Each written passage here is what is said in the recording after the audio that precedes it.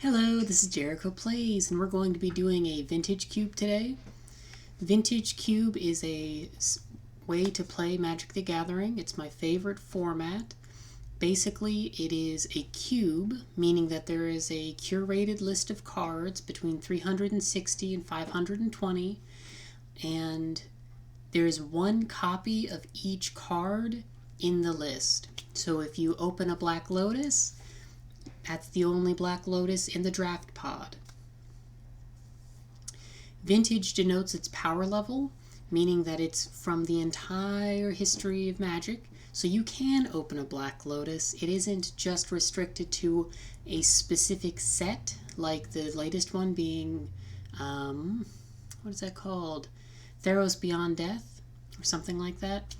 And basically, it's very powerful cards.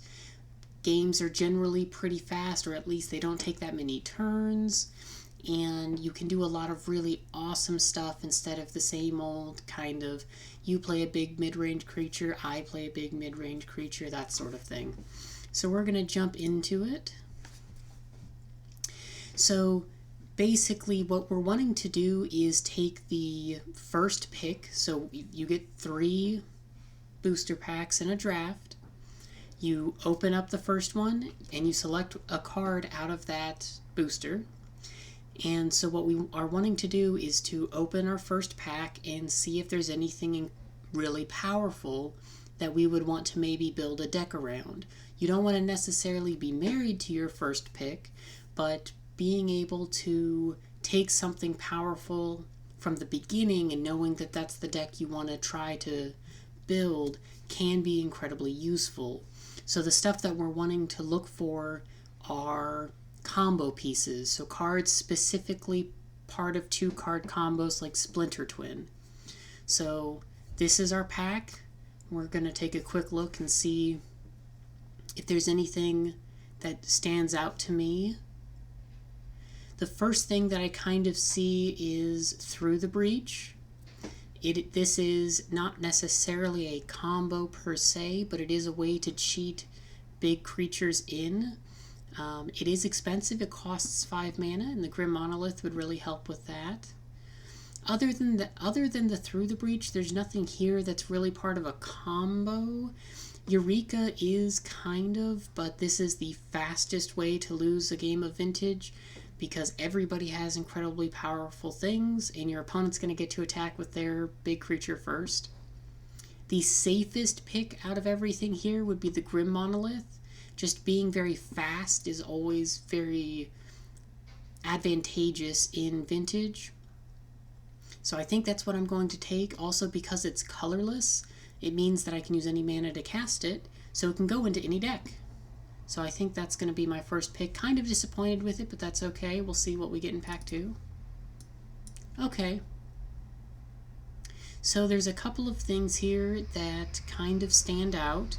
Jace Vryn's Prodigy is a very, very good Magic card. It's very fair. Thoughtseize is something that allows us to look at our opponent's hand, pick it apart, basically mess up their plan while we're trying to put together ours. Treachery is also a very fair card. It's kind of a free spell. But Time Twister is something that's incredibly interesting.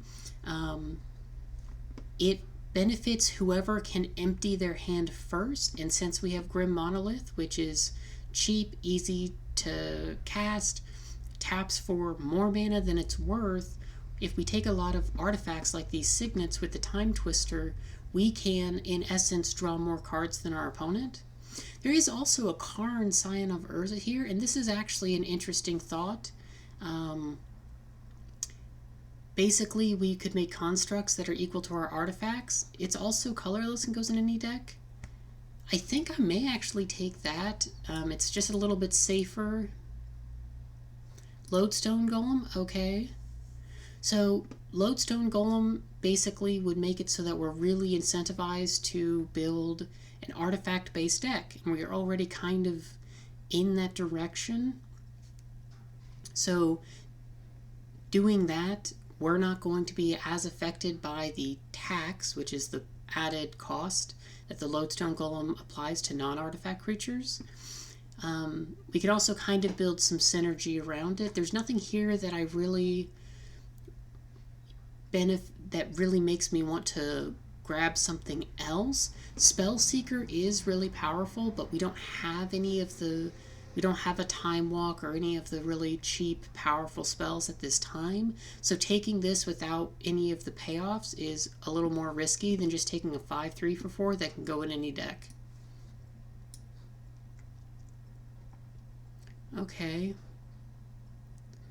So no artifacts here, so it's time to look at maybe adding a color to the deck.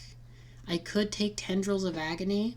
It's a Storm card. Storm is an archetype, meaning that you want to cast a bunch of spells in a single turn, and then you get a copy of the card with Storm for each spell that you cast. So if you cast 10 spells in a turn and then hit Tendrils of Agony, you get 11 copies, and that's 22 damage. We have the Grim Monolith, which goes in the Storm deck because it makes more mana than it costs. Basically, it's a colorless ritual. There's nothing else here that really speaks to me except maybe the Garruk. I do like mono green, but I think right now I'll take Tendrils. Just having the payoff is nice. I don't have to go into it. Okay, so Beaumont Courier can go into this artifact-based deck that I'm kind of putting together. Bolus's Citadel is interesting, especially with the Tendrils that we took.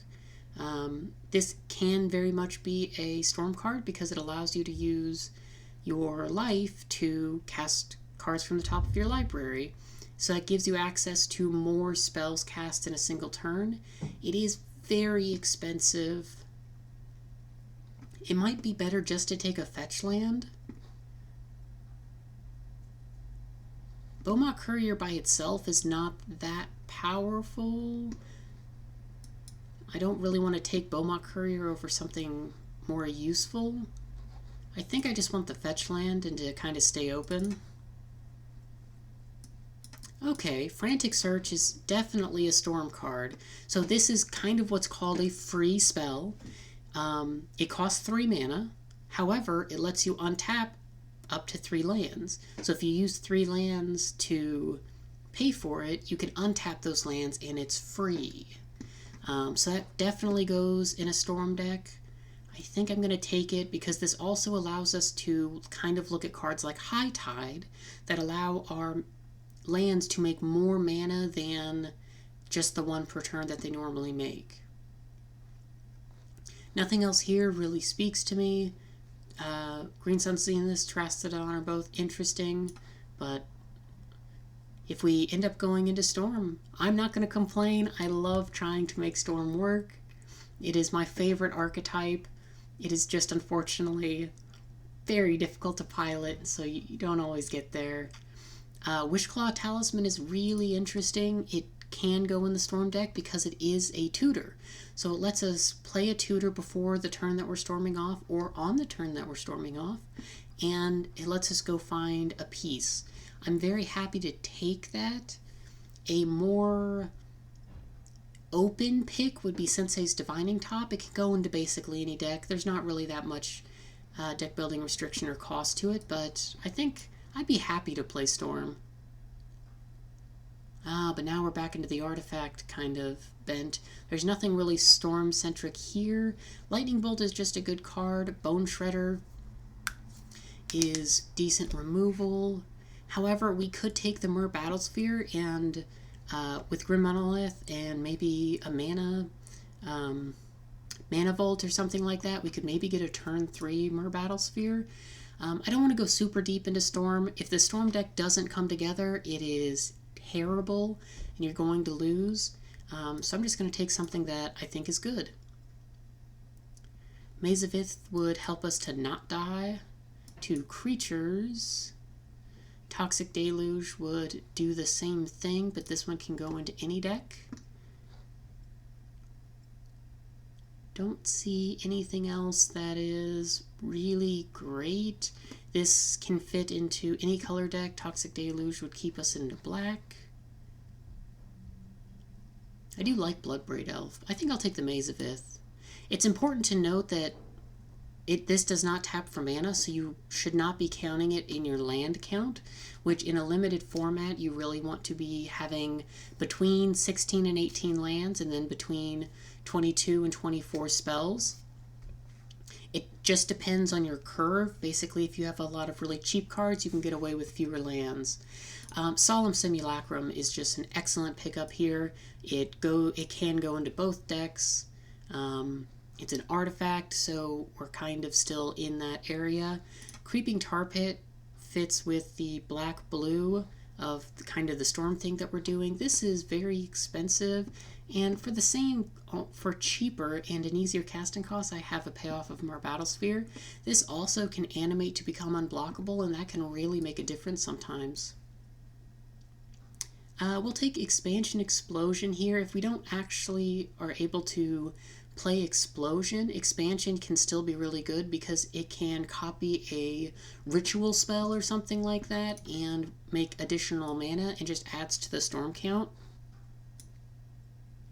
Oh, the Beaumont Courier came back. Now, we didn't get the Bolas's Citadel, if you notice. This goes in more of the artifact deck. It's still just not that good of an artifact. I would rather take Mastermind's Acquisition. It is a tutor, which means it lets you search your library for a specific card. But this one also lets you look at your sideboard.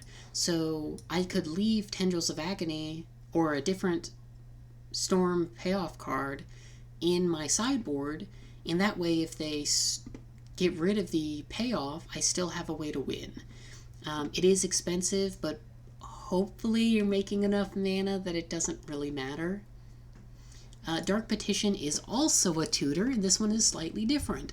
This one does not let you look at the sideboard, but it does cost less because you get a rebate of 3 black mana if you have 2 other spells in your graveyard. Most of the time you're going to be able to do that. There are a couple of artifacts that are interesting in here. Smuggler's Copter is very good.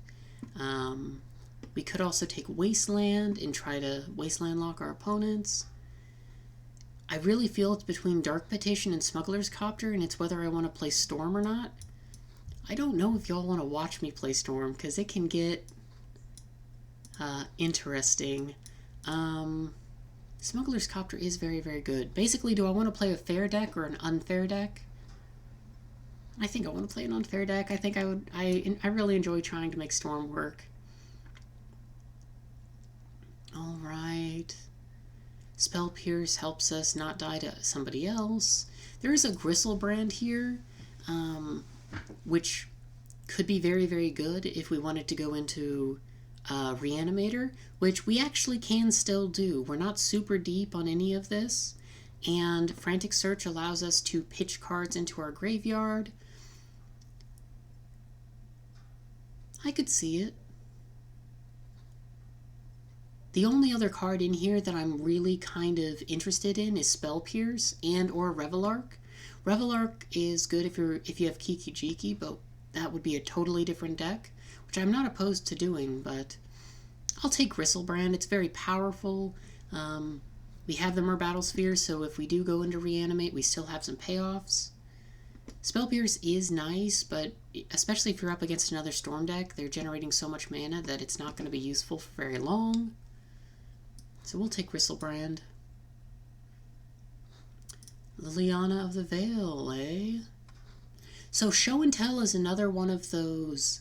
It's like Eureka. It is an easy way for you to die because your opponent has really powerful stuff most of the time. So if you are putting a powerful thing in and they're putting a powerful thing in, your creature has summoning sickness, so you're not going to get to attack with it. I would be more willing to take it because I have Gristlebrand, and putting Gristlebrand into play allows me to start paying the 7 life to draw more cards and maybe storm out that way.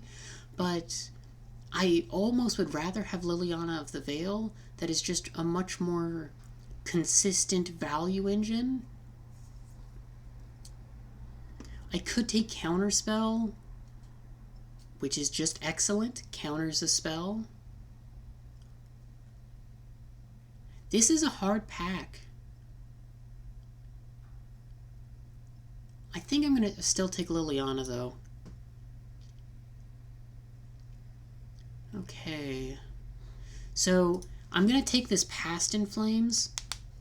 We have not gotten a Yawgmoth's Will yet, so without Yawgmoth's Will, Storm is pretty hard to do. Yawgmoth's Will allows us to play cards from our graveyard. It's way better than Past in Flames, but Past in Flames can do a passable job when all of your Storm stuff is instant and sorcery based, because it gives flashback to allow cards to get flashback, so replayed from the graveyard. Manamorphose would also be a pretty good pickup. It is another free spell. Should I be switching to something else and not trying to play Storm? Probably. I don't have any rituals yet. I could take Tassiger, but I'll take Past in Flames and we'll see from there. Okay, Collective Brutality is just a good card. So is Baleful Strix, though. Actually, I think I'd rather have Baleful Strix. Collective Brutality is good with Reanimator, because you can pitch a card to it to escalate it. Baleful Strix is just a very, very solid value creature. Yeah, I'm being pushed in too many directions. I need to focus up. Collective Brutality allows us to be base black. Oh, this is also an artifact, so that works better for the kind of artifact sub-theme we have going on. Take Baleful Strix. Get punished, probably. Okay, there we go. So Tolarian Academy says tap to add blue for each artifact you control. So we currently have 1, 2, 3, 4, 5, and this makes a lot of artifacts. It's a way to generate a lot of mana, especially with Frantic Search, because if I'm tapping this for 4 mana and untapping it with Frantic Search, I get to tap it again for 4 more mana. Now, Imri is also excellent in an artifact-based deck. Costs less for artifacts, mills stuff into your graveyard, lets you cast things from your graveyard. But Tolarian Academy is just phenomenal. So we're going to take that and be very happy about maybe being rewarded for the direction that we're going. Academy Ruins is another good artifact. So at this point, what I want to see is a... oh no. Mindslaver. Because that allows us to play our opponent's turn for them, and if we have Academy Ruins plus Mindslaver and enough mana to do it, we can Mindslaver lock them, which is basically we take the rest of their turns for the rest of the game. This is also just good with having a lot of artifacts, sacrificing Solemn or Baleful Strix, getting it back, drawing another card. It's just a very good land to have. Okay, kind of coming together. So we're moving away from Storm, although still technically possible, and moving into a blue-black artifact-based deck. Tezzeret the Seeker lets us untap artifacts, up to 2. So this normally costs 4 to untap. It generates 3. Being able to untap it for free means that this by itself can tap for 6 mana in a single turn. That's a real easy way to be able to Mindslaver lock someone, because you need a lot of mana. You need 12 mana to Mindslaver lock. Okay, so now, bearing in mind the kind of deck that we're playing, I'm more okay taking the Sword of Light and Shadow, even though it's not a very good artifact. But it might be the best card here, except I could take Containment Priest as a way to defend myself against Reanimator or Show and Tell or Eureka, stuff like that. This one just doesn't do that much. I think I would rather have Containment Priest or even Bazaar of Baghdad. Alright, Field of Ruin would let us defend a little bit against people that have powerful lands. There's nothing here that I'm really wanting. I could take Hissing Quagmire in case we open some green card that we really want. Could take Revelark. I don't know. I don't really like any of them. So I guess I'll take Field of Ruin, which is more likely to come in from the sideboard. Plow Under is very powerful. There's also nothing going on here for me. I could splash this. It's easier to cast. Alright, except we aren't, well, we could actually go into Sultai, depending on what we pick up. This is a very powerful card, but it's also incredibly expensive. Take the land that I might actually play. I guess take this in case of Reanimator. That's actually not a bad pickup. Alright, so what do we have here? There's a couple of things that immediately jump to my attention. Jite against a fair deck is unbeatable. This card is broken. It is not remotely fair. Mana Flare would let us double our mana, but we're not really doing Storm. I think I would actually like to take either Karn or Emrakul, the Promised End, because we can potentially make so much mana with the Tolarian Academy. It might be pretty easy to get a Karn out. It would be harder to get an Emrakul out, but this also has that Mindslaver effect. But I think I'm going to take Karn, especially if we get some more mana-producing stuff. This could be very easy for us to get out.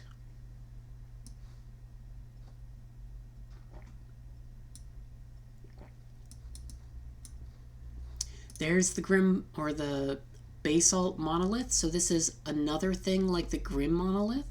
It's an artifact. This one casts for the same, or taps for the same amount that it casts, but it would still be technically a free spell. You untap it for 3 as well. There is actually a combo with this in one card that gets +1/+1 for each activated ability that happens. So you can tap and untap this an infinite number of times and make it infinitely large. But yeah, this just lets us start ramping, getting to a Karn or a Mer Battlesphere really quickly. I love Mystic Confluence, it's so good. Dark Slick Shores would go with our colors. There's a lot of really good stuff in here, but I'm very happy just taking the Basalt Monolith. Okay. All right. We have choices. So, the easiest pick would be the Mox Ruby. It taps for mana. It buffs up the Tolarian Academy. It buffs up the... oh, where'd it go? Buffs up the Karn structs that Karn creates. It's a nice thing to get with Tezzeret, so he doesn't lose that much loyalty. It's very solid. There is an argument for Emrakul, just because this card is incredibly powerful. It's very, very expensive. However, I would like to have Anne Eldrazi in my sideboard, because of the shuffle clause. I've lost to Millstorm, but I think I'm going to take the Ruby. Just being fast is so important in this deck. Lightning Greaves is interesting if we were actually any Reanimator at all. Dark Ritual is also interesting. It can go in this deck and in Storm. I don't really think at this point Storm is even on our radar. But it's a possibility. The nice thing about Lightning Greaves is if we can get a Mer Battlesphere out, it can attack immediately. It can be protected because of Shroud. If we get Gristlebrand out, we can protect it. And I think that makes me want to take it more than the Dark Ritual, because we're just not going to be playing Storm. Muldrifter is an excellent value card. Gifts Ungiven is also excellent. But I'm pretty happy to take Lightning Greaves. There we go. Alright, so Tinker is a really, really cool spell. Basically, we sacrifice an artifact to go find an artifact. In this deck, the best artifact that we have is more battle spheres, so that's what we would be getting. So it's not like we're completely busting the game, but I'm very happy to take this. In the deck that we have, we can do a turn 2 Tinker.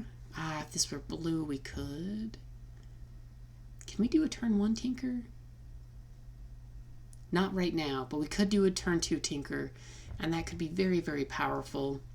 Memory Jar is also good. That'd be good with Storm. There's another Storm payoff. Another Storm Engine. Entomb is interesting. It, basically, we can go find Gristlebrand and put it in our graveyard, but we don't actually have a way to reanimate it right now. And we would want more than just one, probably. So I'm not going to take it. I'm just happy kind of running this artifact-based deck. Fatal Push is decent removal for what we're doing. I could take Brain Freeze. We're just not a Storm deck.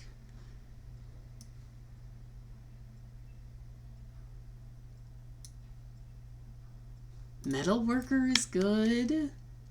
Alright, so Metalworker basically it says reveal any number of artifacts in your hand, gain 2 colorless mana for each card revealed that way. So we can make a lot of mana on turn 4. It actually makes me wish that I had taken Imrikul.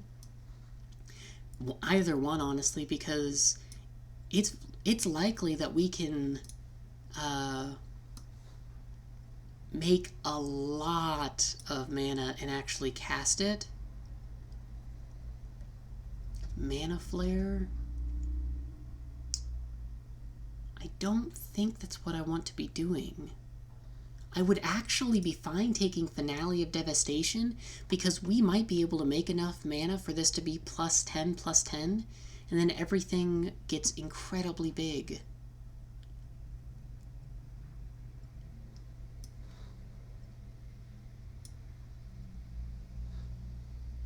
This is an artifact, but it has Suspend, so I can't just play it as is.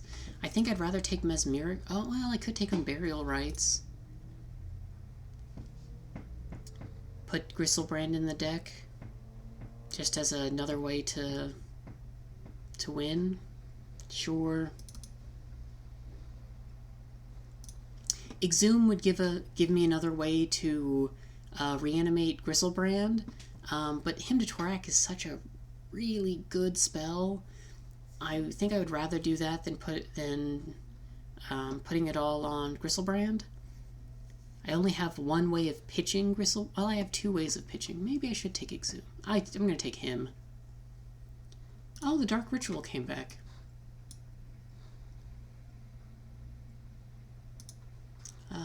This is a way to reanimate for a turn. Wow, we might have been able to do Storm if we had committed. I could maybe still do Storm. So we're currently sitting at 20, and what you want is 23 playable cards. Basically non-land spells. We do have the Mazavith, which we are not counting as a land, but we have the Mox Ruby, which we are counting as a land. So those counts are accurate. With the Unburial Rites, I think it's fine to bring in Gristlebrand. We're also making a lot of mana. Oh, we have the Una's Prowler. That's right. I probably should have taken Exhume. So every time we have a Hymn to Torak, I'm going to tell myself, would Exhume have been better here? And I guess we'll see if I was correct or not in my choice.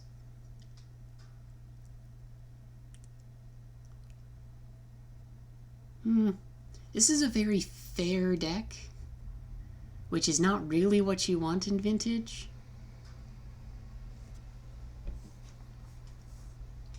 Is there a world that I actually do play Storm?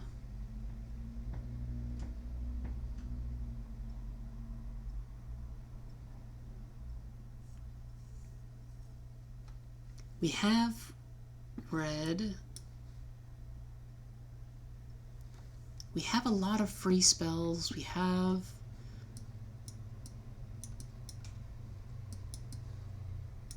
even Thousand Year Storm, Past in Flames, Dark Ritual, Shallow Grave to be able to draw 7 with Gristlebrand.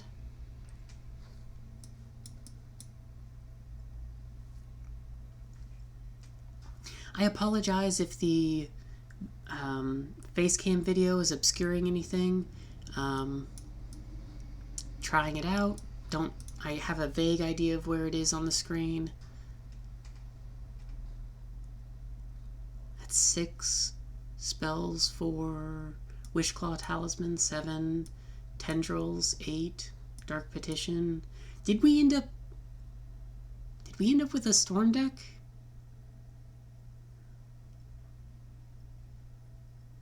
Interesting.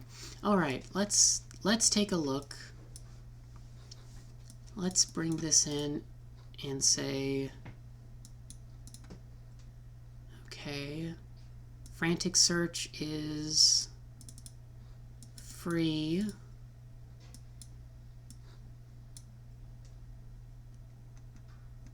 Basalt Monolith is free. Grim Monolith is free. Does this only count instants and sorceries? Yes. So 1, 2, 3, 4. I mean, that's still really good with Tendrils. That's probably enough to kill people. Tezzeret lets us untap. I don't have a way... I don't have a way of making a lot of blue mana.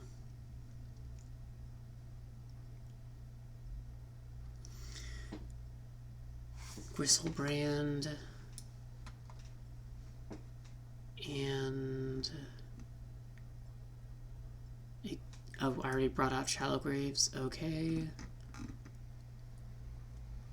This is 15.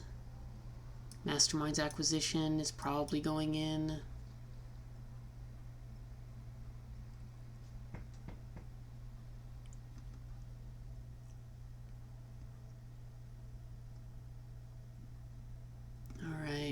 Do I have any other free things?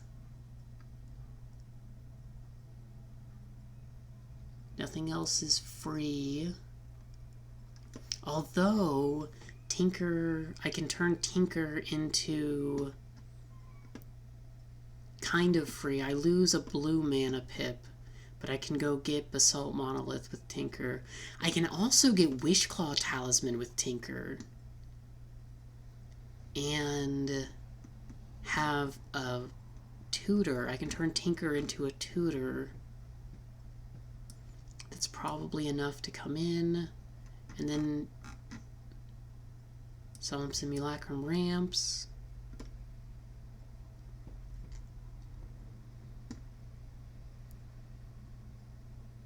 Unburial Rites gets back Gristlebrand, but that's really expensive. Una's Prowler lets us pitch Gristlebrand, and if we're doing that anyway, we probably want more Battlesphere as another thing to get back. Baleful Strix is just a good solid creature. That's 21. Hymn to Torak is very, very good. Liliana of the Veil is also really good. And I do want Karn. That's very expensive. This is a very expensive deck.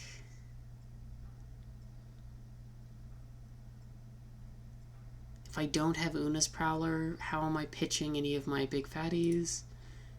Liliana of the Veil. And that's it.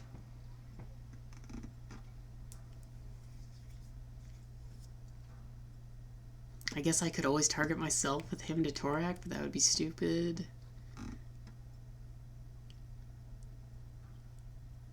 Is this worth playing? It's 24. I actually need to cut something. Tezzeret. God, I wish I had a Lion's Eye Diamond. Alright, Tezzeret lets me find a Mox, lets me untap artifacts. That's interesting. So if I have Wishclaw Talisman and Tezzeret, and I activate Tezzeret's +1, put the trigger on the stack to untap Wishclaw's Talisman, put an opponent gains control, activate. No, it doesn't work the way I want it to. Okay.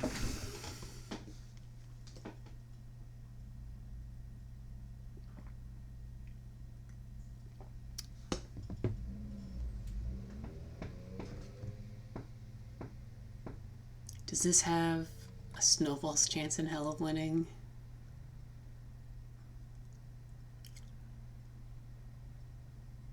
Not really. But it could be really fun. I just don't have enough rituals.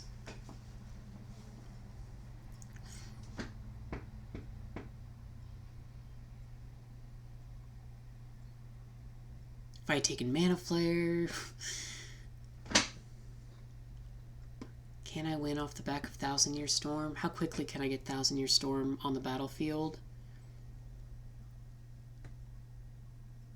Grim Monolith. So Mox pays for red.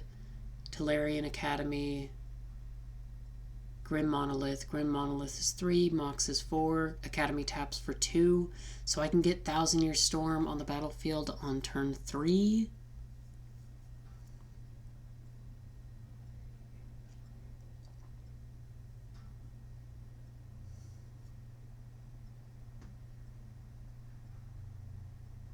Is that better than just...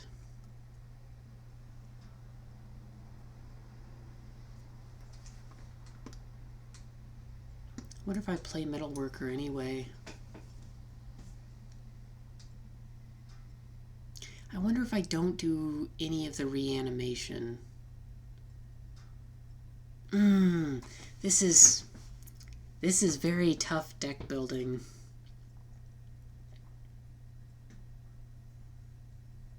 I feel like I could pull it off, but it would be wildly inconsistent.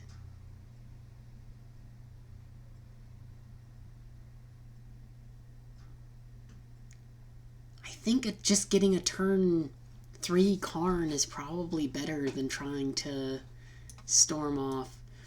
So let's try this again. We don't need Windswept Heath because we don't have anything to grab with it. Academy Ruins is probably fine still. This, I can pay the white mana with 2 life, so it really only costs 2 generic. Frantic Search is still good. Tinker is still good. Tezzeret is still good. Fatal Push. Him. Liliana.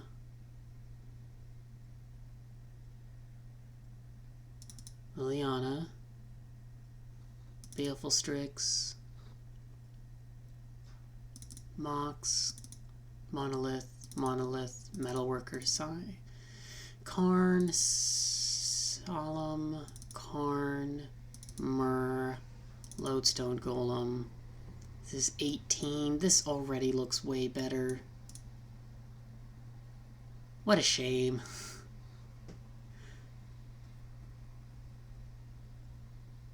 Probably play Gristlebrand and Unburial Rites anyway.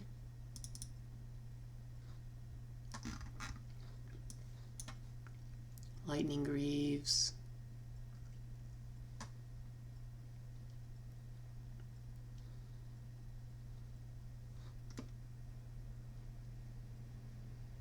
It would be interesting to play Expansion Explosion. I just don't have a way of making a lot of red mana. So this is 21. And then I guess I take Una's Prowler and Shallow Grave. This is probably better. Disappointing.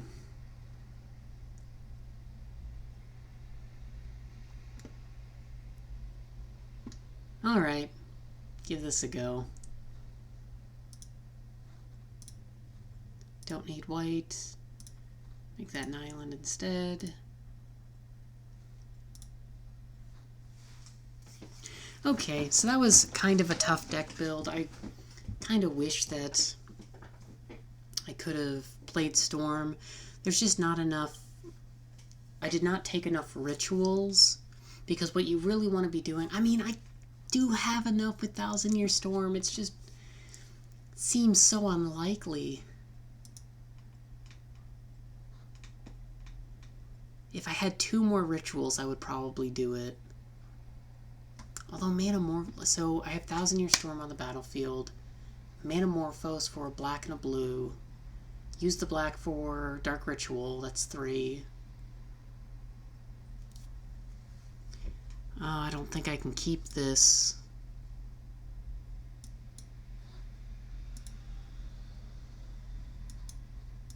I'll keep this. I have a turn 2 Liliana of the Veil.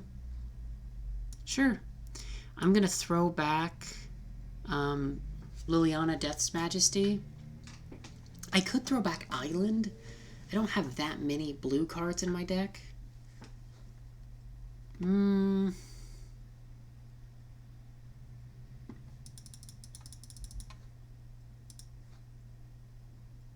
Sure. Let's live dangerously. Ugh! Wow, we're gonna die!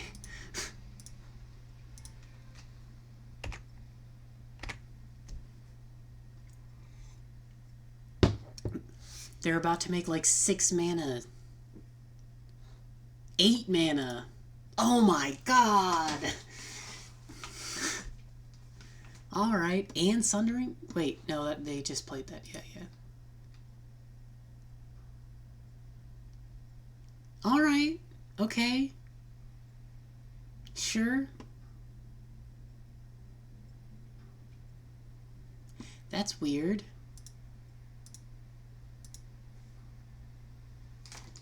Do I realistically have a chance of... So if I... Even Fatal Push doesn't... Well, Fatal Push does kind of do it. It's going to come back to me. I'm going to have to sacrifice my land. I'm not going to be able to do anything. Do I have any out? Dark Ritual into Little Leon of the Veil? I think I pass, because I'm going to lose my land if I play it, and there's nothing I can do with it. Yeah, I think I pass.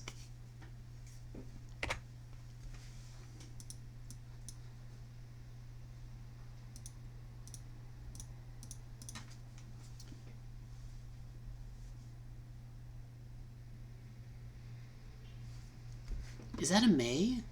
You may? Oh my god.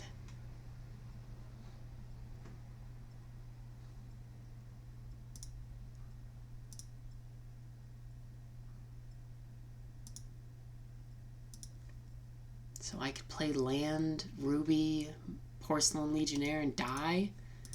Alright. So, yeah, Vintage. It can go really, really fast. Oh, I didn't even have Dark Ritual in the deck. Should I have Dark Ritual in the deck? A turn 1 Liliana of the Veil? Or any of these with the Mox? Probably should have.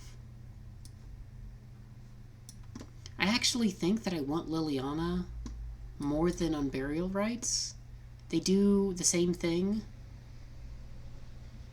since I'm not flashing back Unburial Rites.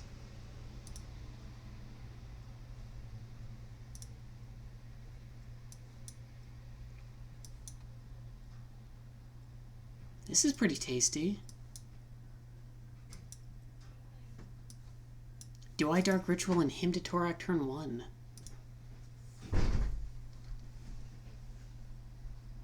Or do I swamp...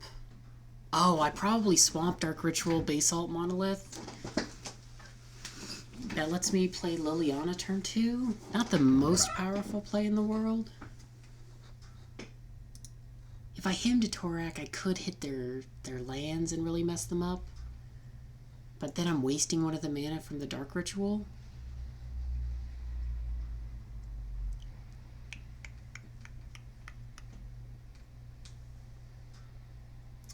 Yeah, let's... I don't know if this is right. But we're going to do it. It allows us to actually play the Tolarian Academy as a land.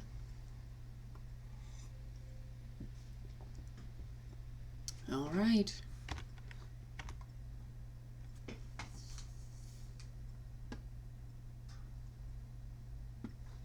I think we're just going to play him here and hope to hit their good stuff.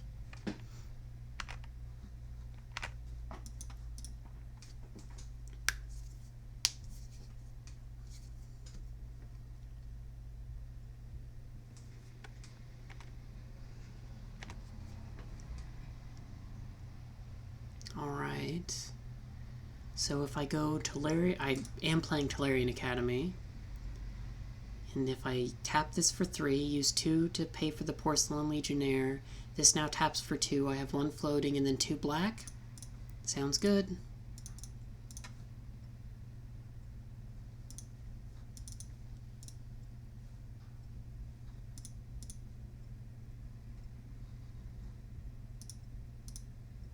Get back more Battlesphere, have well, not infinite, but a lot of mana next turn, assuming I don't die here.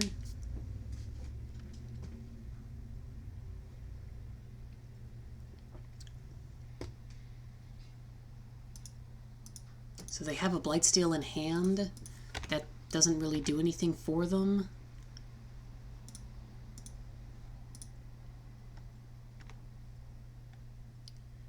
So now this taps for 1,000,000 mana.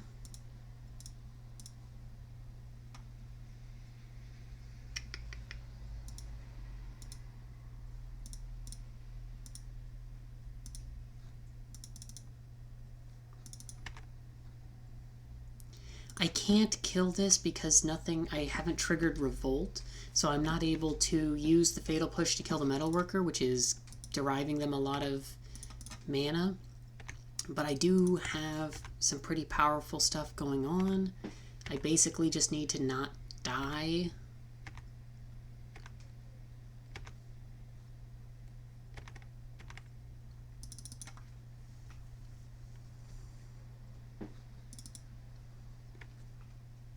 Okay, game 3. They're on the play, which is way more dangerous. I don't even have a land to get with this Windswept Heath, otherwise I would bring it in. I'm actually going to bring the Field of Ruin in, though, and... Oh, the Maze of Ith could keep me alive from the Blightsteel Colossus. I'm going to take out the Academy Ruins for the Field of Ruin, so that I can kill their lands. Is there anything... No, they'd be casting it. Well, I guess this would actually help against Tinker. I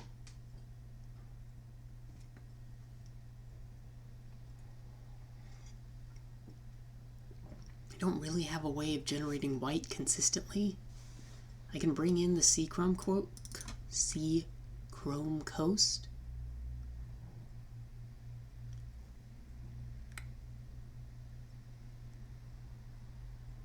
Then what am I taking out for the Containment Priest? Probably the Prowler. Shallow Grave doesn't seem very good. Is there anything that I maybe want to copy? Double up on Hymn to Torak seems pretty decent.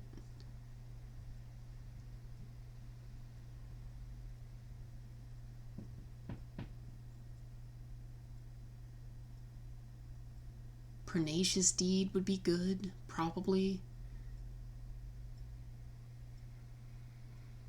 Still don't have a way to generate green.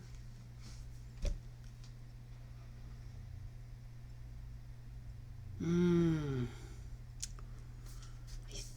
think I would rather do that. And then hope that they don't have a super fast hand. I don't have any disruption, so that Spell Pierce would be really good.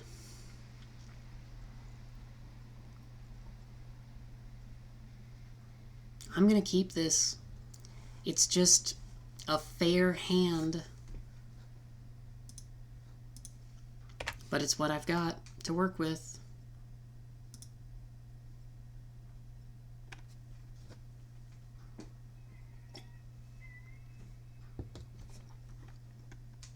Mana Vault. They've had it every game. Lodestone Golem does basically nothing against their deck.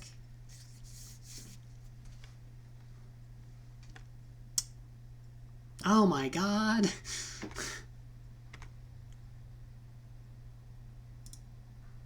Do I want Lightning Greaves on the battlefield? I think I'd rather have Baleful Strix. Draws a card. Try to find answers. Oh! Do I do that next turn? They're missing a color. They were playing blue. And I don't... This does give them a land, so they can mana ramp. Or not mana ramp. They can color fix. Okay.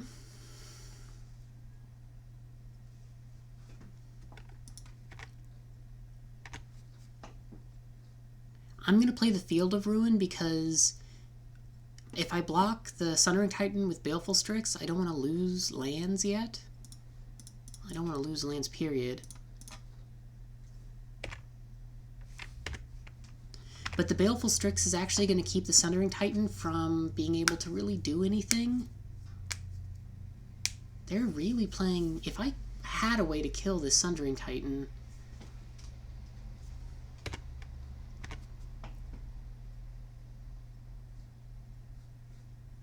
So here, I'm going to play a swamp instead of an island. Because they have an island, when Sundering Titans dies, they could choose my island and keep theirs. By playing a swamp, I'm still losing a land, but so are they.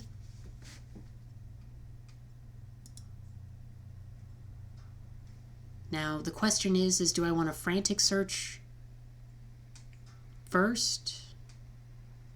What am I looking for? I don't know.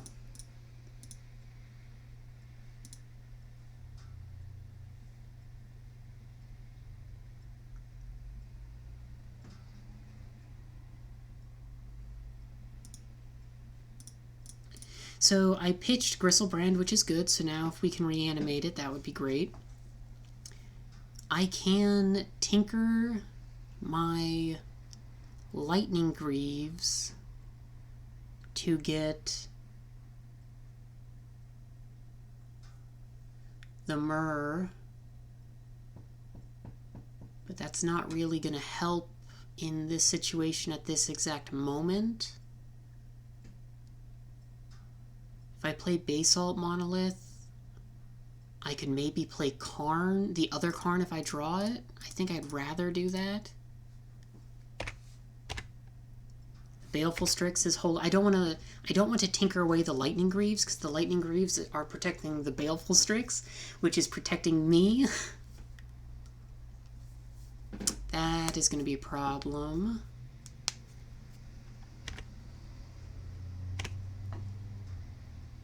Non-token. Oh, maybe I should have put a Plains in because I could have gotten it. Okay, so I can play Karn. Make a Karn Struct. Do I play out the Swamp? Now I wish I had the island because I could make this unblockable and attack the Elspeth. Technically, I could get the island with the Field of Ruin. That kills Elspeth in 2 turns. That's probably what I should do. Okay.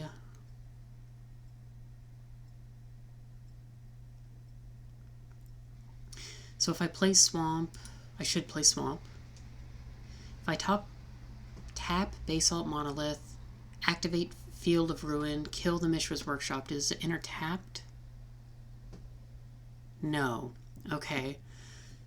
That leaves one generic floating. I suddenly have blue. I can play black, activate Creeping Tar Pit, attack Elspeth to 2.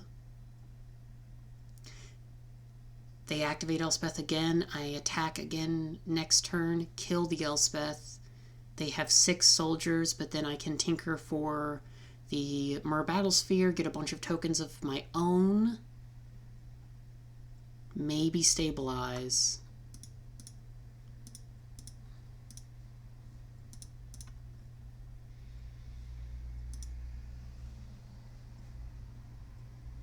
I mean, they could have Path to Exile, in which case they kill my Creeping Tar Pit, which would be bad.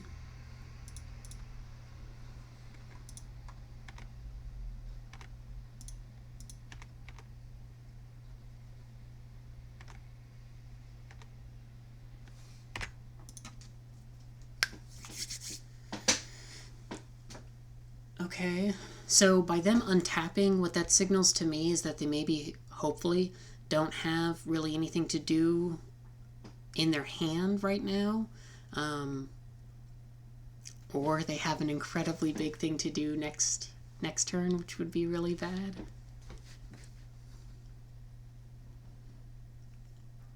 Probably gonna tinker away this basalt model. Oh my god.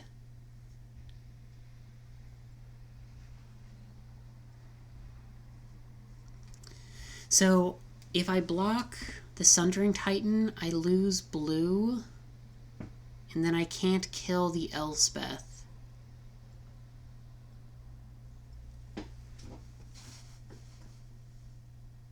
I think I take it, then die next turn. I'm just gonna die.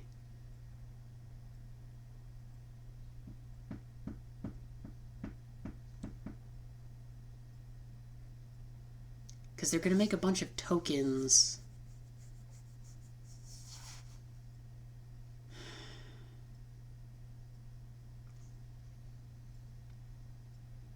They can untap their artifacts with Tezzeret or go find another artifact. I'm not sure there's really anything I can do here.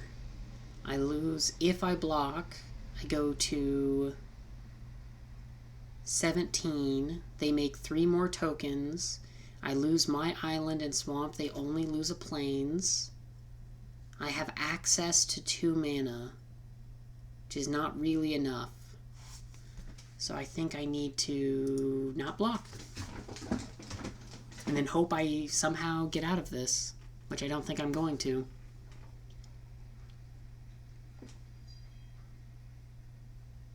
Yeah, I can't even reanimate Gristlebrand for lifelink because my reanimation spell costs 5. Oh, Tanglewire, fantastic. Okay, so we're pretty dead here. We're very dead here.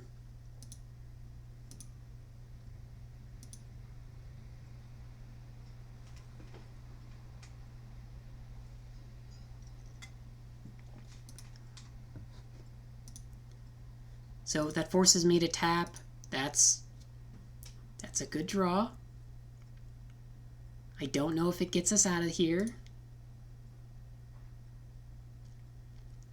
So that's taps for 3. I have access to 5. Doesn't really matter.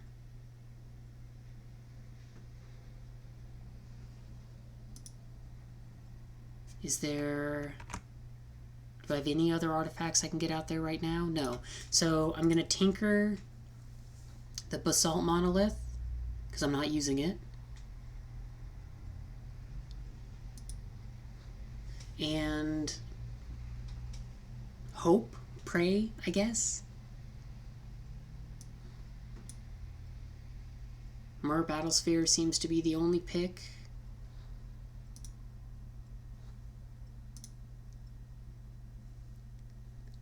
I can move this over to give it haste. Or Planeswalker. Okay. So I can attack with the Mer Battlesphere, tap 3 of my Mer, to deal 3 damage to Elspeth. Force a block from a soldier onto Tezzeret. This doesn't have trample, unfortunately. This doesn't give trample, does it? No.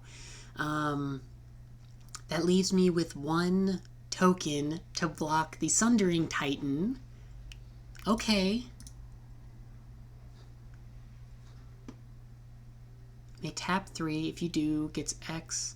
Deals 3 damage to the player or planeswalker. Oh, it has to attack Elspeth. Okay.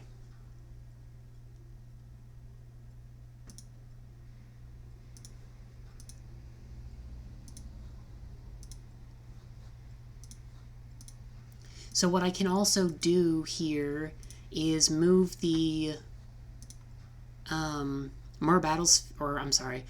move the Greaves to the Myr that I'm blocking with. It gives it Shroud, so they can't just kill it.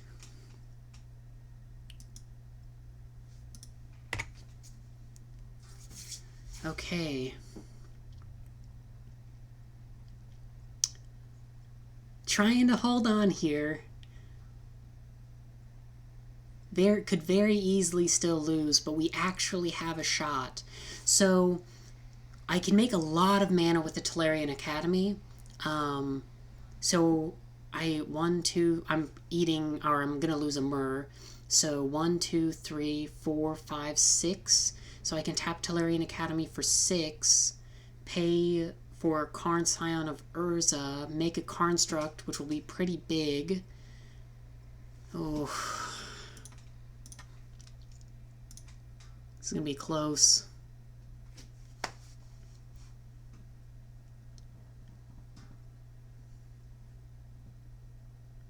Okay. Okay. So we know what we're playing against. We are playing against basically a Sundering Titan and a Tezzeret. We need to kill the Tezzeret so that they can't go to it or something. I need to tap 3 permanents. We can tap the Lightning Greaves. That's a free tap.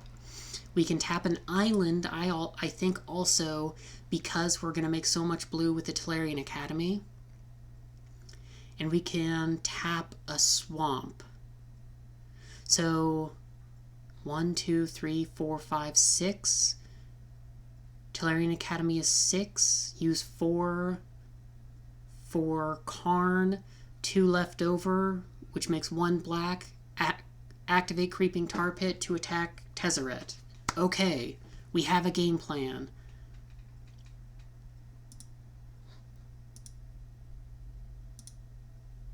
Alright. 6.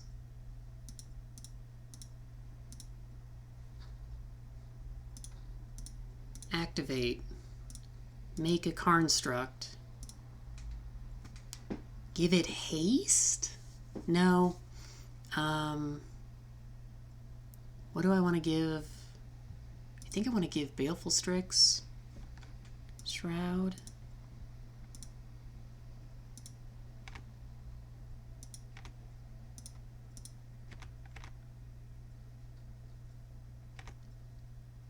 That's 6, 7, 8. 1, 2, 3, 4, 5, 6 blockers.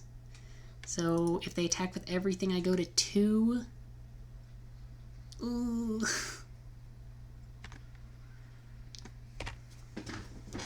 It's gonna be close.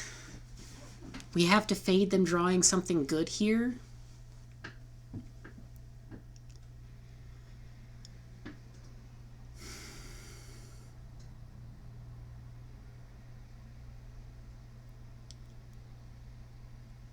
My heart is pounding.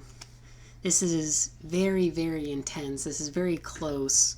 So the more I have more artifacts to play. So the more artifacts that I play, the bigger the constructs are going to be, to the point where that hopefully they are able to attack through the Sundering Titan. Realistically, we're going to be killing them with Creeping Tar Pit, not the constructs, because they have so many blockers.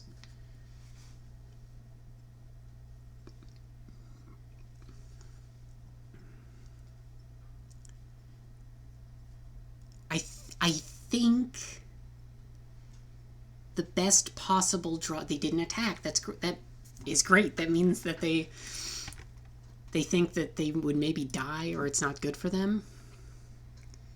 I think I can tap an island. Yeah. Oh, okay. All right. That's a good draw too. Okay, so Maze of Ith means that we can Maze of Ith the Sundering Titan every time. Okay, so I want to make another construct. Or do I want to draw? Oh, am I gonna... No, I'm gonna play some stuff this turn. I think I can afford... Because I'm probably playing Metalworker.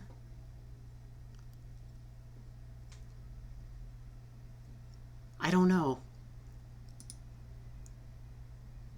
Okay, I've been diligent so far. Don't let the excitement get to me. What is the best line of play? The Tolarian Academy currently taps for 4, 5, 6, 7. Okay, that is enough to play the Lodestone Golem and the Metalworker by itself. If I make a construct, it will tap for 8. Then I can play Lodestone Golem, Metalworker, and activate Creeping Tar Pit. I think that's the best line, because then I attack, hit him down to 14, and I'm 5 turns away from killing them with the Creeping Tar Pit. That gives me a lot of ground blockers. And then next turn I can start using Karn Plus to try to find additional value.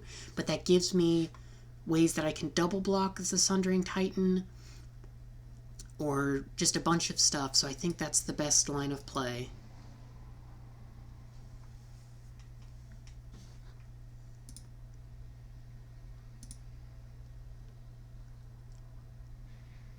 This is an artifact. Yes, okay.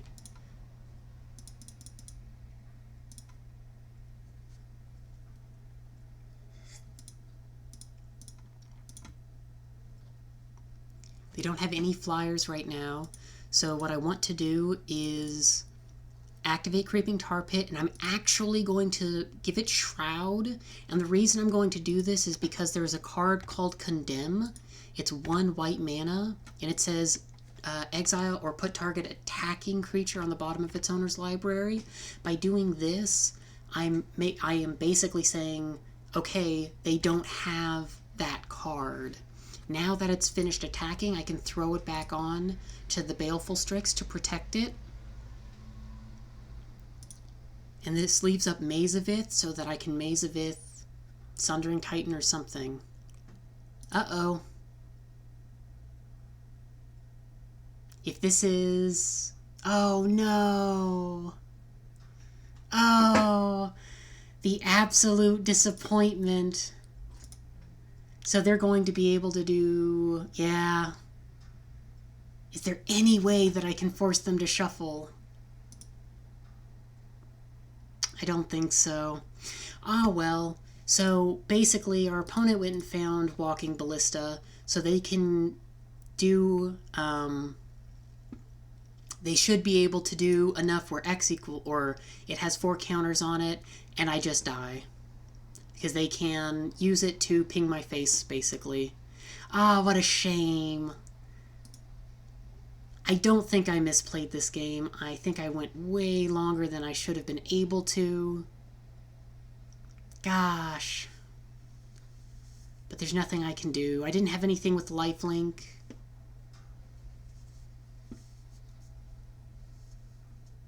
So, well, I'm going to make them do it. I'm going to see... You should not do this. This is not good practice.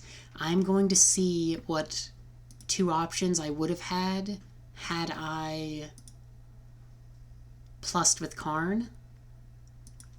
What a shame. Okay.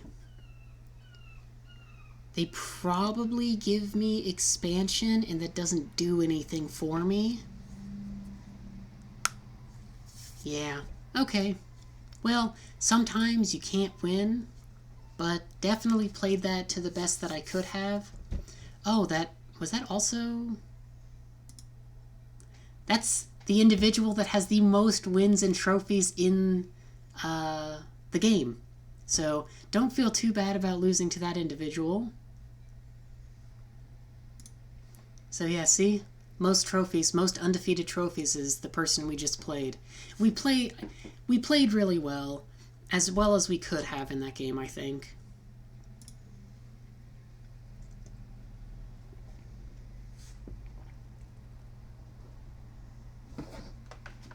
But you can't always win, and that's okay.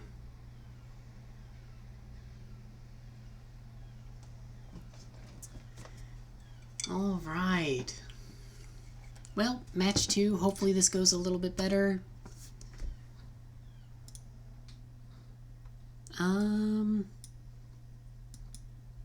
Sure, I'll keep it. It's not very fast, but it could get there. It's hard to pass a hand with Tolarian Academy. Now I'm leading on... Oh, we're dead. We're 100% dead. We're losing this match. Mono Red... It's called Mono Red Fun Police. It is all of... Yeah, we're dead. I can't... Unless I draw Fatal Push right now, I'm going to die to this Eidolon.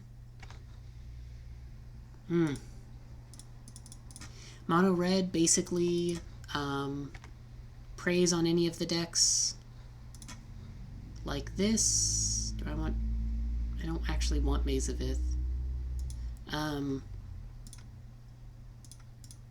Well, I guess maybe... Well, maybe not. That leaves me with 4 tokens. It's probably fine.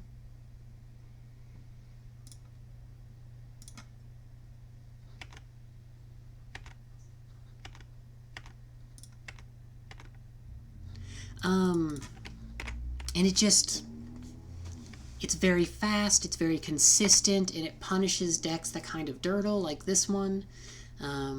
Red also has the most access to Arti-Fact hate, so they're already going to have an advantage against the kind of deck that I'm playing. We're actually not that far from casting that. So I'm going to play Tolarian Academy. And what do I want to do? I can play Solemn here, get a land. That lets me actually play Gristlebrand next turn. So we're going to do that. Having Gristlebrand and them not being able to deal with it would be a way for me to win.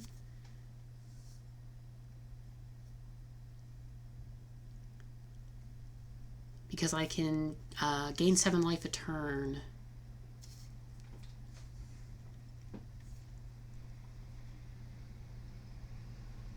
I'm able... Okay. So I'm going to eat this goblin. Okay, I'm suddenly feeling much better about our chances.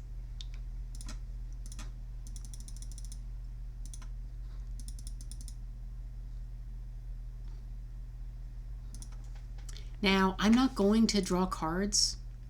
I just want it to be a 7/7 flying lifelink. That is probably good enough to win here.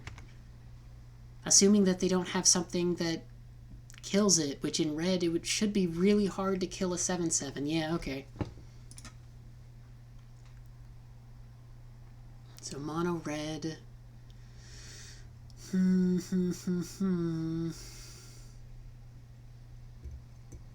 Not sure, that could have gone better. Kind of want to bring in Dark Ritual to just be faster.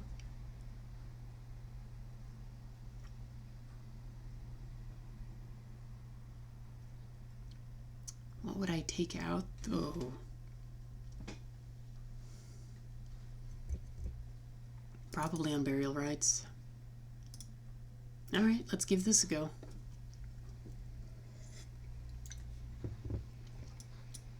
This is a potentially very good hand.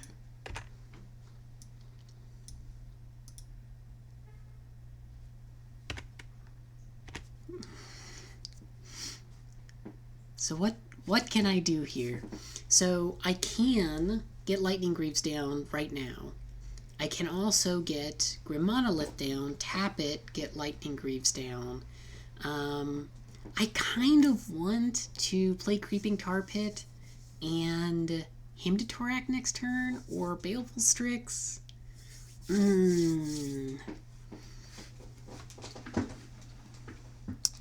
Yeah. If I knew for a fact that I would get an island next turn, I would do something differently, but I really want to get this. I want to fire off this Hymn to Torak and hopefully mess up their game plan.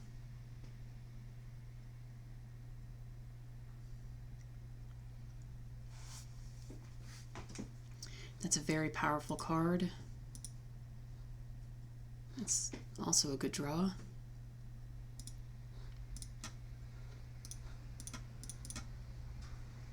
Okay.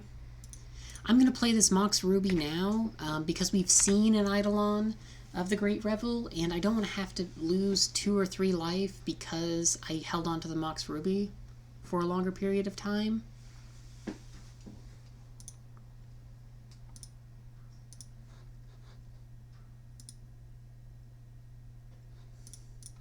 I should have waited to play land in case I drew Tolarian Academy.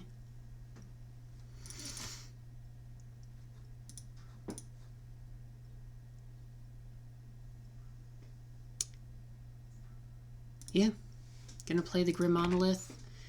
Probably going to take a fair amount of damage this turn. They presumably have a kill spell for the Baleful Strix. I could have played the Lightning Greaves, but doing this line means that I can hard cast Mer Battlesphere next turn, and the Battlesphere itself will be able to block the Stone Coil Serpent, while the tokens will be able to chump the Runaway Steamkin.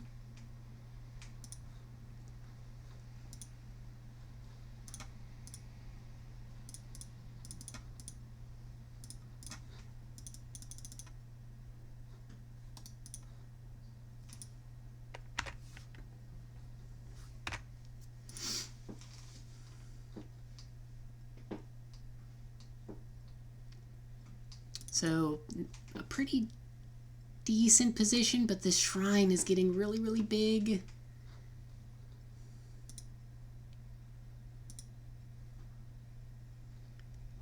Okay.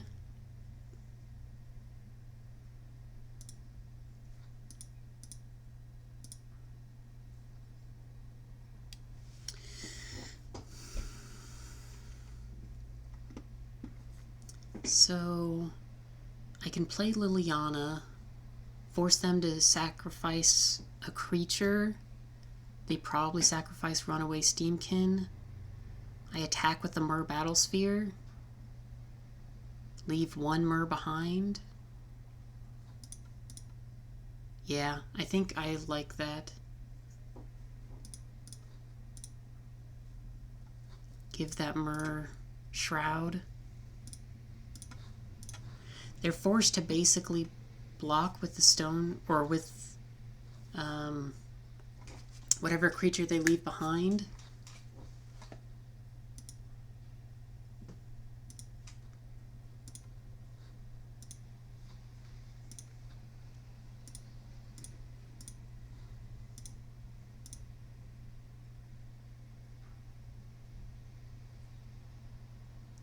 I actually wonder if I should have... Well, no, they probably would have blocked then. This means that they can only use the Ancient Tomb 1 more time.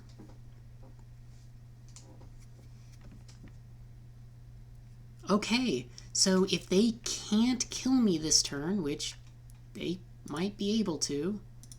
Oh, wait, no, hold on. Oh, they'll be able to use this to crack the Shrine of Burning Rage. Okay. They probably have the kill. Oh, okay. They went out on their own terms. Alright. 1 more match. That was fast. I thought they were going to roll us.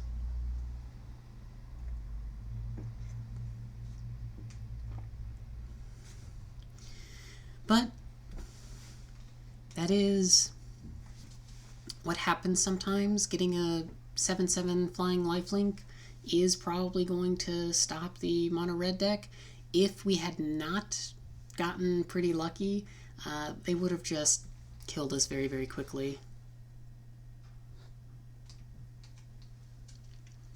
Alright. This has potential. If we can draw Gristlebrand or something, we could get a turn 3 Gristlebrand or something like that.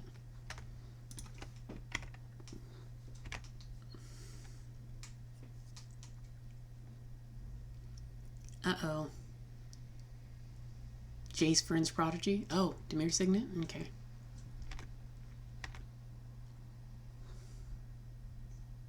What do I want to do? I think just play the Prowler. Our opponent could use the Prowler's ability themselves if they are Reanimator, which would be a problem, but as it is right now, it's a 3/1 flyer, which I'm going to want to put some pressure down.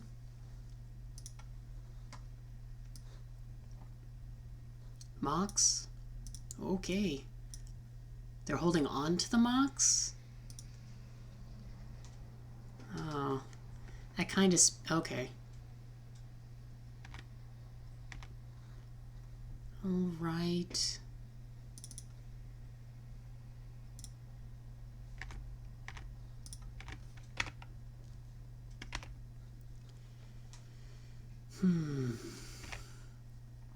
So if we draw one of the big things, we can pitch to Una's Prowler and Unburial Rites next turn.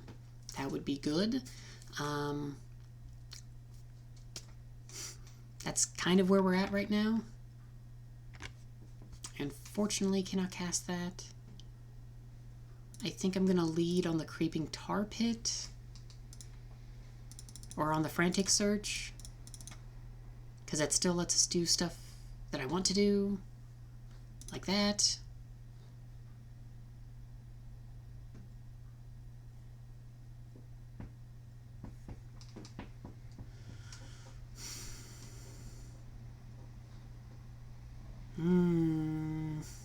This is tough.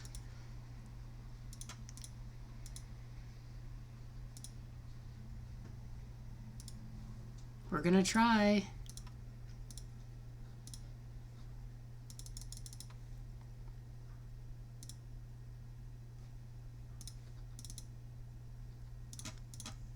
Alright. Feeling pretty decent. Alright.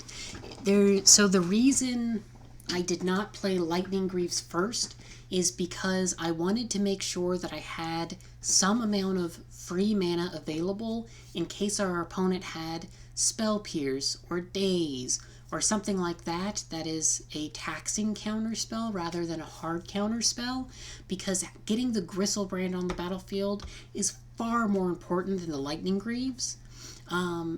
And they didn't counter the Frantic Search, so I didn't think that they had a counter, but I wanted to be safe.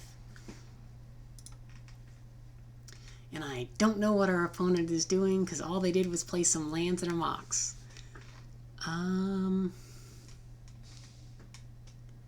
Do I want to bring in Dark Ritual to try to be faster on the draw? Sure, let's take out Fatal Push. We didn't see anything we wanted to kill anyway, and it's really tough for us to trigger Revolt.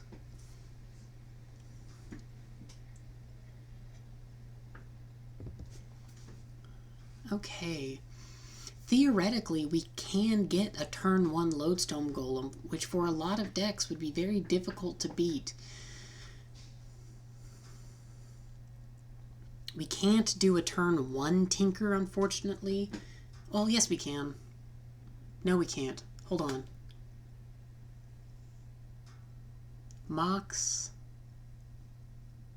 Tolarian Academy. Taps for 1. Mox. No. We cannot do a turn 1 Tinker, but we can do a turn 2 Tinker.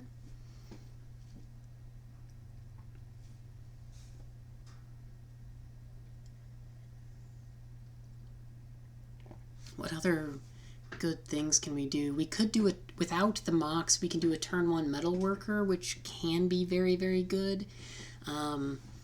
We also can do a turn 1 Liliana of the Veil, which is pretty good.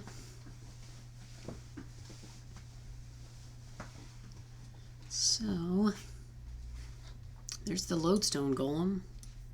This hand is not good. We don't have that many blue sources in the deck, and it's really slow. I'm much happier with this.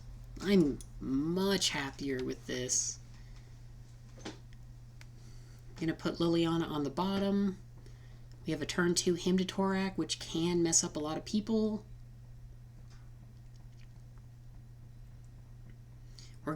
And we have a Tinker that can go with the Solemn Simulacrum, or if we find an artifact faster. Oh, they mulliganed as well.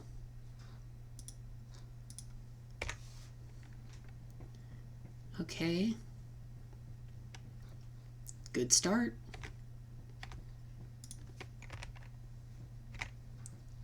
That would be a good... So I may bring back Fatal Push in, because that would be something really solid to Fatal Push. Now we saw several different colors, so the fact that they only have green leads me to believe that they may be having some difficulty. Those were really good to get. They were also nowhere near casting them because they were double blue, but still. Oh, that should be a blue source. Mox off the top. Shallow Grave. Doesn't do anything for me here. Unfortunately, we just have to pass and then hope we draw lands.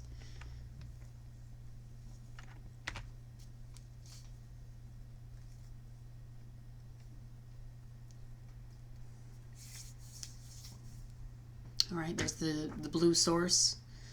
They can start doing... Ooh, okay. That was not good for me. That was really not good for me. 6 lands, one of them doesn't even tap for mana.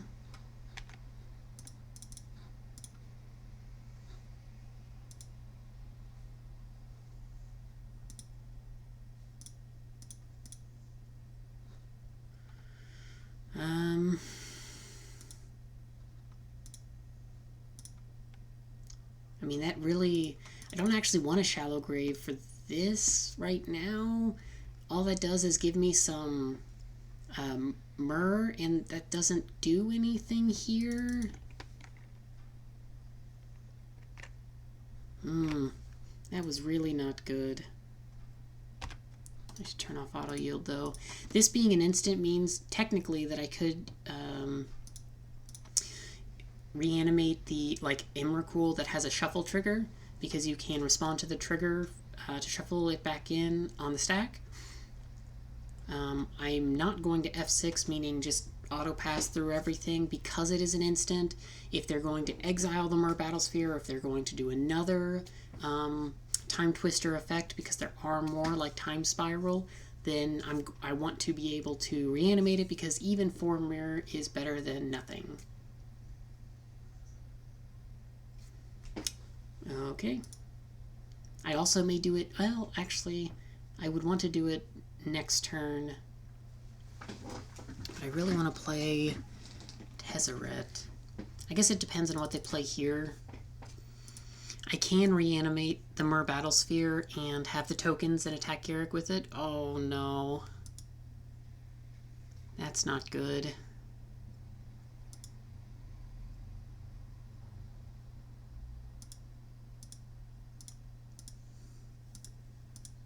They have access to a lot of mana now.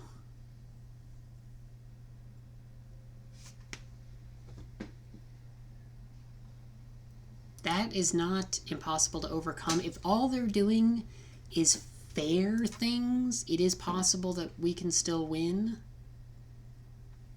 But they're going to be able to make oozes every turn with the amount of mana that they have.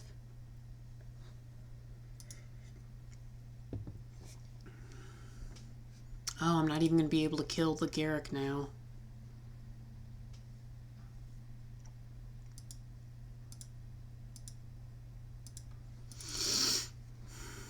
What can I... Are they going to click me? We're just going to concede. I don't think there's really anything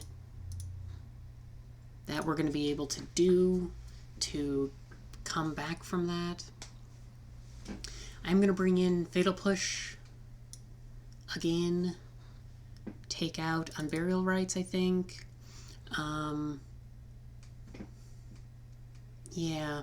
We saw an opposition. If they play opposition, we cannot win. I guess I could bring in Pernicious Deed and a green source. And that, well, no, because we still need to be able to do, well, we will be able to do that at instant speed. Yeah, I guess that's a way that we don't die to that. But we need to take something else out. Probably Dark Ritual, probably unnecessary on the play. Still could be good, though. What does Tezzeret get? -3 for Basalt Monolith, Grim Monolith, Lightning Greaves. I guess that's not terrible. We have not played Karn at all yet.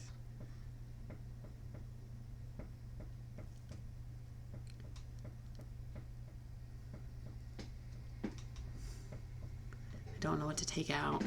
I almost want to take out a land. I'm going to take out Una's Prowler. I would like to play first. This has potential, but I could stumble on lands and then not do anything. I'm going to keep it. I'm going to keep it. So what I'm hoping is that we draw either Dark Ritual or the Mox. If we draw the Mox, we can... Oh, we have the Battlesphere in hand. Ooh, probably should have maybe tossed it back.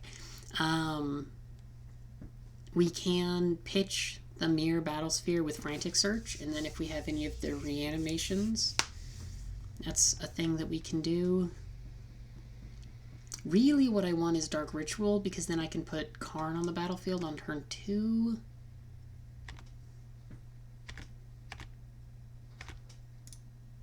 Okay.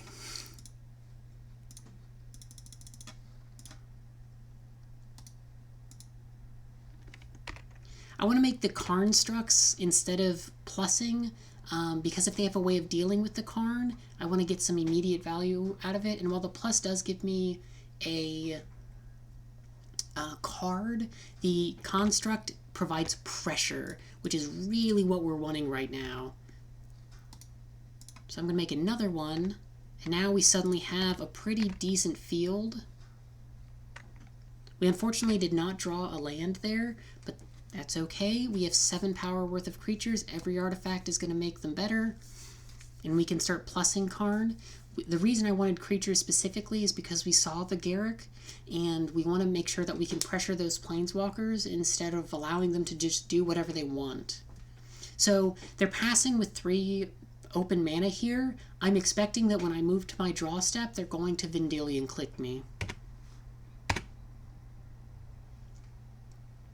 Oh, okay. Sounds good. So we're going to plus before combat, because I want to see if I get some lands. I did. That's wonderful. All right. We are going to attack.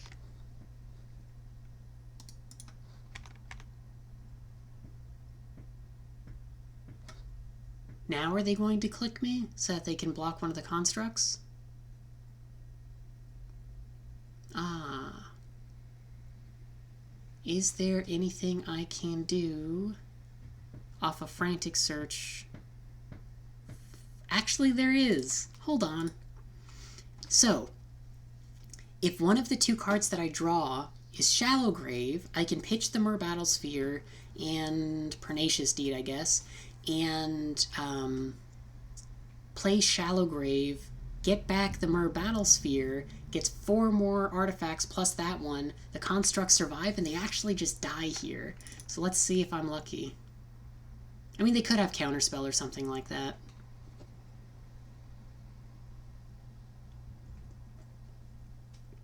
I think I am going to get rid of the Pernicious Deed. I don't think I'm going to get rid of the Myr Battlesphere, because I can cast it like next turn.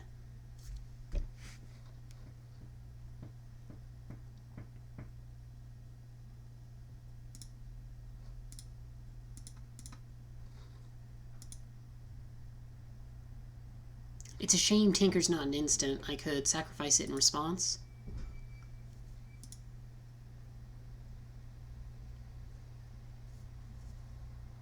And then I'm just going to pass. I don't really want to sacrifice this construct because I think that's probably going to... I, again, want to continue to pressure them and try to kill them. I could have gotten rid of, like, the construct, and there's the opposition, okay? So I need to kill them very, very quickly. That's a great draw.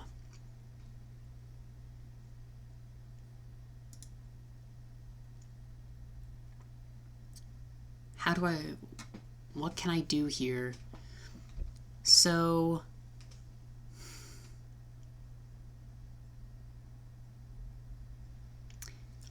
if I make a construct... Okay, hold on. If I make a construct, tap 3, sacrifice it to Tinker,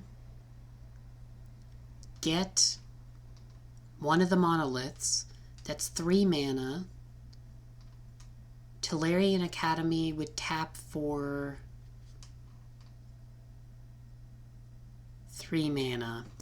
So not good enough for the Battlesphere, which would probably win the game this turn.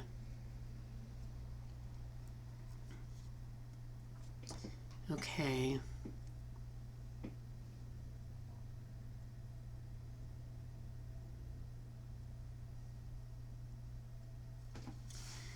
Is there...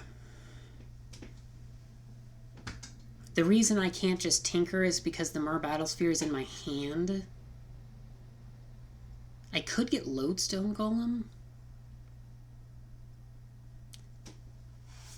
But I'm probably going to want this Karn. So let's plus the Karn and see what we get. Gonna get a land, and then Gristlebrand is in exile.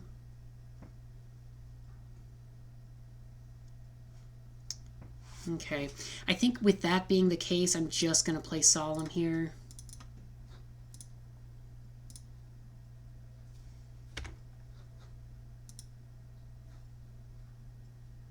Not going to be able to get Pernicious Deed back. So let's put a Swamp into play. And then what I want to avoid is... So this is going to come off Suspend. It's going to bounce the construct, basically killing it. And then I want to avoid them having something like Hermit Druid, where they're going to make a bunch of tokens and then they can tap down all my lands with opposition.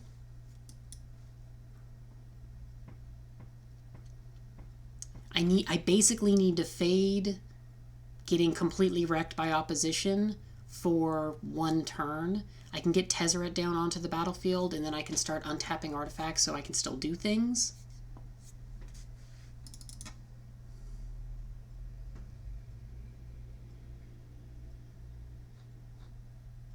I'm probably going to leave Gristlebrand in exile. I mean, theoretically, I'm going to be able to cast it, but... Okay. Destroys Tolarian Academy.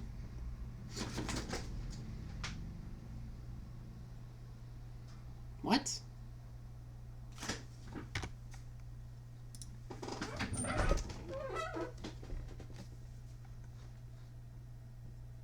Is there anything at instant speed I can use that for? No? Okay.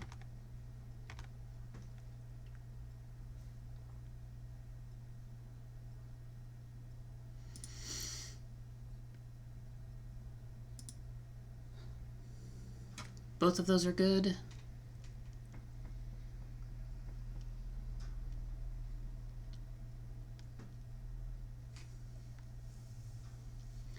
not sure which one I actually want.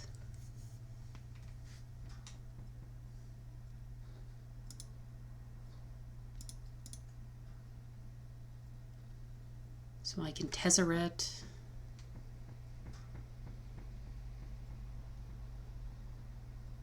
And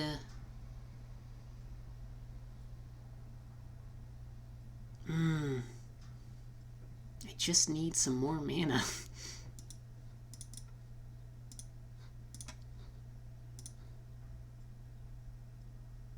So do I go find one of the monoliths? Yeah. Hold on, let me think for a second.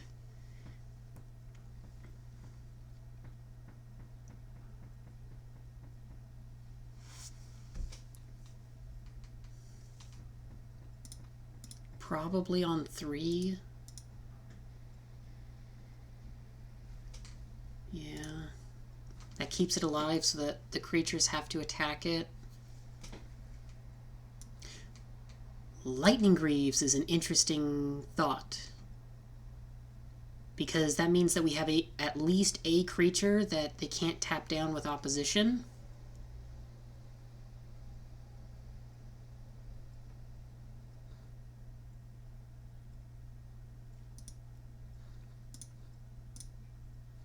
Now the question is, do I attack? If I leave back Solemn, then one of my planeswalkers survives.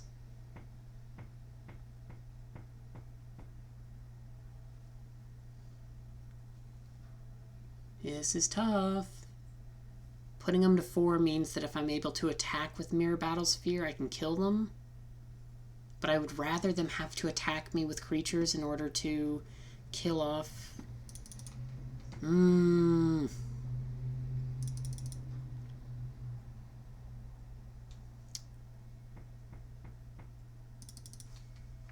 I will decline to attack.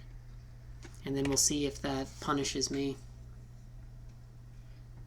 So what I'm thinking is, presumably they're going to kill Karn, because that gives me access to Lodestone Golem and Gristlebrand.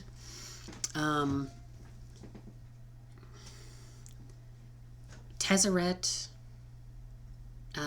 would let me make 2 man... What? Interesting. Very interesting. So Tezzeret would let me make 2 mana with the Mox Ruby, because I could tap it, untap it, tap it. That gives me 7 mana for Myr Battlesphere. And if I can get Myr Battlesphere... Yeah. If I can get Myr Battlesphere onto the battlefield, get the Lightning Greaves on it before they... Well, no, they're going to be able to tap it with Baleful Strix. Although, that means that I can attack with something else.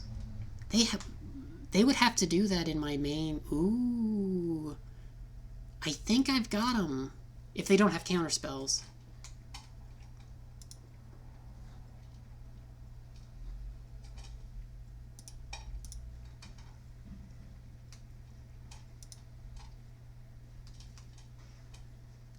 They could have counterspells, and in that case, it's a moot point, basically.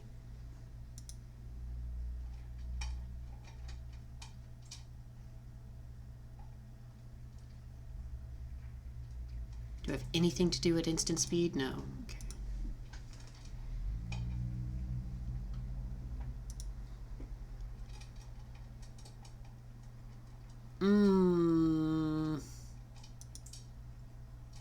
That could really mess me up. It depends.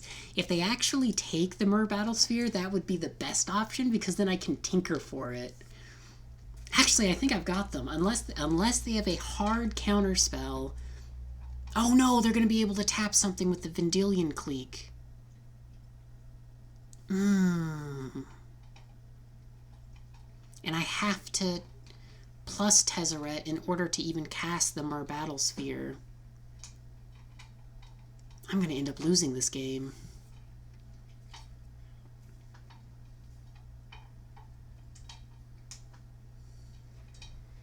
Come on, take the Myr Battlesphere. Don't think through the interactions. Make the misplay.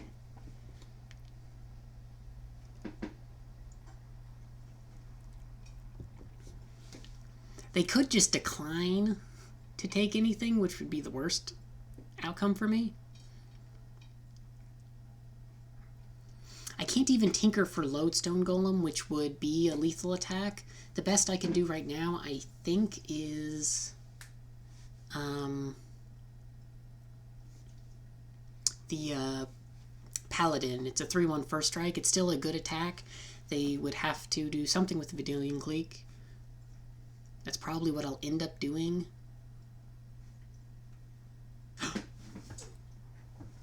They took the... Oh, does it get exiled? It should get tucked.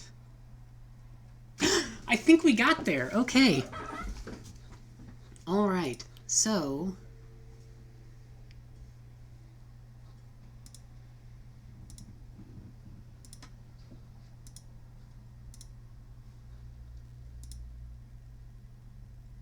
Do you have the force of will? Because here's the cool thing. I am going to attach Lightning Greaves to it. If they don't tap it, they made the misplay. Always let your opponent misplay. All right. Good, good, good. Those were fun matches. Okay, well, I had a really good time with that one. I hope you enjoyed it as well.